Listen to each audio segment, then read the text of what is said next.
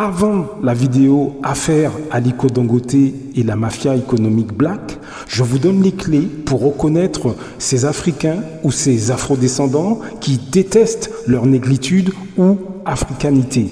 Après cette vidéo, nous parlons du comment, ensemble, on peut faire beaucoup plus d'argent. Choisissez ce que vous regardez. Blaf, bonjour, Africains, Africaines, Afrodescendants, Afrodescendantes.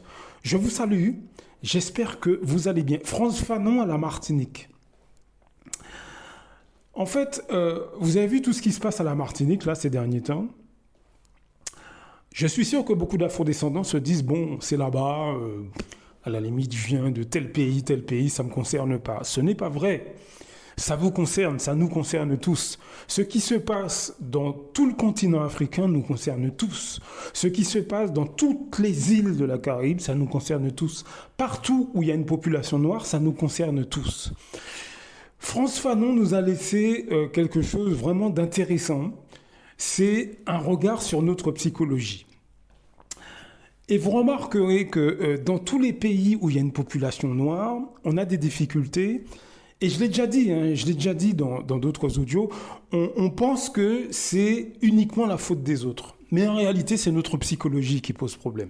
Et Frantz Fanon a mis le doigt dessus. Ce qui est étonnant, c'est que à la Martinique, les gens ne parlent pas de Frantz Fanon. Et vous savez pourquoi? C'est parce qu'il y a une partie des Martiniquais, sur toute l'échelle sociale, qui n'ont pas intérêt à ce qu'on parle de Frantz Fanon. Parce que eux, ces Martiniquais-là, eux, ils profitent justement de nos troubles psychologiques. Ils en profitent. Sur le terrain économique, politique, socioculturel, ils en profitent. Je vous donne un exemple. Là, la vie chère, là, que vous avez vu sur les médias, sur tous les médias qui en ont parlé, les manifestations, etc. Mais ça fait des décennies que ce problème perdure. Mais quand vous regardez bien les élus locaux, martiniquais, quelle pression ils mettent justement sur ces béquets-là? Il y a rien, il n'y a pas de pression. Au contraire, ils copulent avec ces gens-là. Pourquoi ils copulent avec ces gens-là? C'est parce qu'ils s'en foutent de la population. Vous devez comprendre qu'économiquement, on a des soucis. C'est pas parce que nous sommes dans une crise, blablabla, blablabla, blablabla. Non, c'est tout simplement parce que nous ne sommes pas formés sur les questions économiques. Comment, par exemple, en temps de crise, comment prospérer en temps de crise? Vous avez toute une littérature, des vidéos, etc., qui parlent de ce genre de problème. Comment prospérer en temps de crise? Comment, lorsque tout va mal économiquement, comment ceux qui font des millions, comment ils font eux? Vous voyez ce que je veux dire? On n'est pas formé sur ces questions-là. C'est pour ça que nous avons du mal. Mais ça, c'est d'une part notre faute, mais aussi de la faute d'une catégorie d'afrodescendants qui sont sur toute l'échelle sociale et qui n'ont pas intérêt à ce qu'on soit beaucoup plus, comment dirais-je, beaucoup plus formés, beaucoup plus intéressés sur ces questions-là. Ils n'ont pas intérêt. C'est pour ça que je vous dis, formez-vous sur ces questions. Formez-vous. N'attendez pas. Nous avons malheureusement une catégorie d'afrodescendants qui, économiquement, ne veulent pas qu'on avance. Cherchez sur l'Internet comment prospérer en temps de crise. Faites ce travail de recherche. C'est un mot-clé que je vous donne. Faites ce travail de recherche. Frantz Fanon nous a avertis qu'il y a une catégorie de nos semblables qui n'ont pas intérêt à ce qu'on s'éveille. Ces gens sont décrits dans le livre Peau noire et masque blanc. Je sais que c'est caricatural ce que je vous dis. Mais malheureusement, il va falloir qu'on prenne ce problème à bras le corps. Nos problèmes économiques ne sont pas uniquement dus au système, ne sont pas uniquement dus au je ne sais pas qui nous empêche de... Ce n'est qu'une partie du problème. La colonisation, l'esclavage, blablabla, oui, c'est vrai, ça a une influence. Je ne vais pas vous dire le contraire. Mais ce n'est qu'une partie du problème.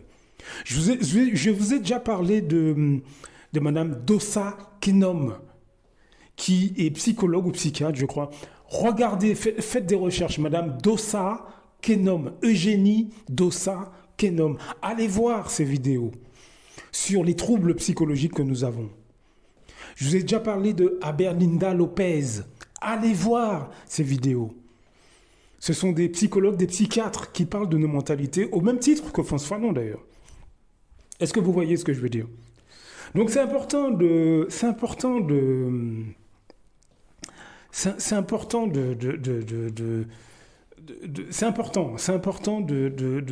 qu'on soit clair avec ça. Notre psychologie joue pour beaucoup dans les difficultés que nous avons. Si je vous dis que le monde noir est bien plus riche qu'il n'y paraît, est-ce que vous me croirez? Je vous donne un exemple. En France, par exemple, mais aussi aux États-Unis et dans bien d'autres pays, beaucoup d'afro-descendants sont dans les administrations. Ok? Alors certes, ce ne sont pas tous des cadres ou des médecins. D'accord? Mais il ne faut pas oublier que c'est un emploi stable jusqu'au jour d'aujourd'hui. Ça veut dire qu'il y a une masse financière énorme. Énorme. Même aux États-Unis, beaucoup sont dans l'administration pénitentiaire, beaucoup sont dans la police, beaucoup sont dans les hôpitaux. Ça donne des statuts qui fait qu'ils sont beaucoup moins victimes de la crise dans la mesure où ils ont un emploi stable. Est-ce que vous voyez ce que je veux dire? Alors certes, aujourd'hui, la crise atteint tout le monde, mais quand vous êtes fonctionnaire, quand même, encore aujourd'hui, vous êtes quand même si vous ne gagnez pas beaucoup, mais vous avez quand même un emploi stable. Ça fait une manne financière énorme. Si je vous dis qu'aux États-Unis, il y a une étude qui a été faite, économiquement parlant, les Afro-Américains dépensent plus dans des grosses voitures, dans des vêtements, dans des grosses maisons, etc., que dans le business, dans les affaires. C'est une étude qui a été faite. C'est pas moi qui l'invente. Et en France, c'est pareil. Tous ces Antillais, tous ces Africains qui sont dans la fonction publique, etc., mais il n'y en a pas beaucoup qui investissent dans le monde des affaires, qui investissent dans des entreprises à côté, etc., etc. Il n'y en a pas beaucoup. Il n'y en a pas beaucoup. Alors certes, quand on est fonctionnaire, je crois qu'on ne peut pas monter une entreprise à côté, etc. Mais je crois qu'on peut investir. On peut investir dans des entreprises sans avoir à y travailler. Enfin, je ne suis pas sûr de ce que je dis, mais je crois que... Faites des recherches, hein, mais je crois que c'est tout à fait possible d'investir, d'acheter des actions à côté, des choses comme ça. Donc, vous voyez, je veux dire, on a un problème de comportement aussi. Vous voyez ce que je veux dire? C'est pour ça que je vous parle de François Fanon. En Martinique, la vie chère, mais en fait, il y a toute une catégorie de Martiniquais qui, eux, profitent de ça. Ils accusent les béquets, ils accusent les étrangers. Ah oui, ils nous font ci, ils nous font ça. Mais eux en profitent. Regardez un peu le comportement des élus à la Martinique vis-à-vis de la population. Regardez. Vis-à-vis du vol des terres, par exemple. Regardez comment se comportent les élus. Regardez. Faites des recherches. Vous allez voir qu'ils sont extrêmement passifs pour la plupart. C'est parce qu'ils en profitent. Regardez ce qui est arrivé à Aliko Dangote dans son pays quand il a voulu monter la raffinerie. Ce sont des Nigérians eux-mêmes qui lui ont créé des problèmes. Est-ce que vous voyez ce que je veux dire? Est-ce que vous comprenez ce que je veux dire? Regardez dans le monde de la musique, avec l'histoire P. Diddy, etc. Mais ce sont des Noirs eux-mêmes qui, évidemment, alors ils n'ont pas fait ça tout seuls, ils se sont associés avec d'autres pour exploiter des Noirs comme eux-mêmes au sein de l'industrie. Alors, il n'y a pas que des Afro-Américains qui ont fait ça, on est d'accord. De même qu'en Martinique ou en Afrique, il n'y a pas que des Afro-descendants qui ont perpétré des choses négatives contre leur peuple. Bien sûr, les étrangers sont là, bien sûr, ils en profitent, etc. Mais force est de constater qu'une partie collabore avec le système. C'est ça que j'essaie de vous faire comprendre. Une partie des Afro-descendants n'ont aucun scrupule à exploiter leurs semblables. Aucun scrupule. Et sur toute l'échelle sociale. Sur toute l'échelle sociale. Dans les boulots, moi, de ce que j'ai vu, ce sont des Noirs eux-mêmes qui n'ont aucun problème à cracher sur leurs collègues de race noire. Il faut bien comprendre qu'économiquement, ça nous pose beaucoup de soucis. Économiquement, ça nous cause beaucoup de soucis. Je veux dire par là que si entre nous, on n'arrive pas à travailler, ou ne serait-ce qu'à se passer des informations, parce qu'on n'est pas obligé de travailler ensemble, hein, mais si on se donne les informations entre nous, ben c'est déjà pas mal. Eh ben même ça, on ne fait pas. Même de l'information.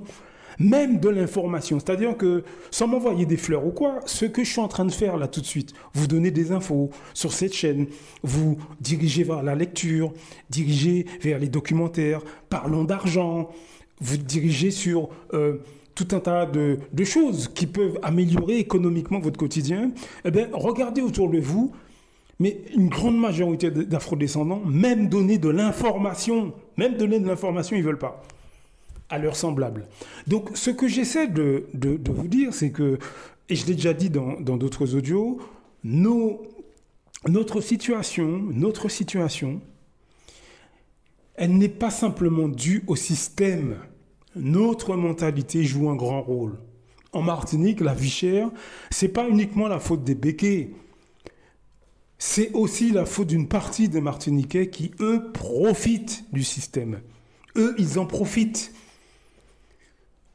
Les élus, par exemple, mais aussi au sein de la société civile, vous avez des gens qui profitent du système.